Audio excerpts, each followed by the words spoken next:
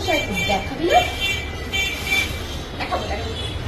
সবাই বলছে wooden bangle কোথায়, উডেন ব্যাঙ্গেল কেন আনছো না? আগের স্টকটা পুরো স্টক আউট তোমাদের জন্য, তোমাদের ভালোবাসায়। আর নাও কি এসছে চলো দেখাই। কত উডেন ব্যাঙ্গেল চাই, ডিফারেন্ট টাইপ অফ। এবারে কিন্তু প্রিমিয়ামও এসছে, তার সাথে এটা লক। এই উডেন ব্যাঙ্গেল তো দেখলাম, ওইগুলো কি রে?